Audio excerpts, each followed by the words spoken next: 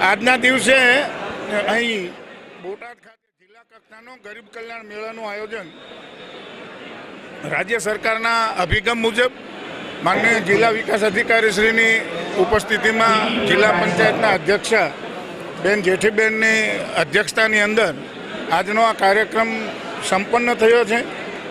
હજારોની સંખ્યામાં બોટાદ જિલ્લાના લાભાર્થીઓને લગભગ 25,000થી ઉપર લાભાર્થી મિત્રોને એનો લાભ મળ્યો છે।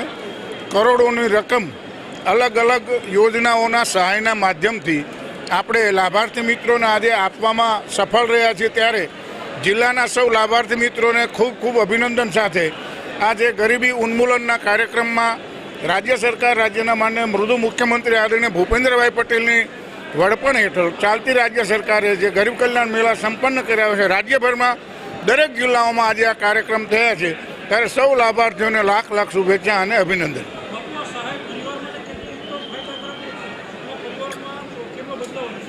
મેં મારા વક્તવ્યમાં હમણાં કહ્યું એમ માત્ર પરિવાર નહીં પરંતુ ભારતના તમામ નાગરિક સમુદાય માટે દેશના યશસ્વી પ્રધાનમંત્રી આદરણીય નરેન્દ્રભાઈ મોદીએ જે કલ્પના મૂકી છે 2047ને આઝાદીના અમૃત મહોત્સવ વખતે અમૃતકાળની અંદર આપણે પ્રવેશીએ ત્યારે આ રાષ્ટ્ર એ સંપૂર્ણ વિકસિત રાષ્ટ્ર હોવું જરૂરી છે અને એના ભાગરૂપે આ બધી યોજનાઓ ચાલે છે। એમાં ગરીબી ઉન્મૂલનનો જે અમારો કાર્યક્રમ છે, રાજ્ય સરકાર અને કેન્દ્ર સરકાર બંનેનો મક્કમ નિર્ધાર છે કે આને ગોલ સુધી પહોંચાડવું અને તમામ લાભાર્થીઓને લાભો આપવો।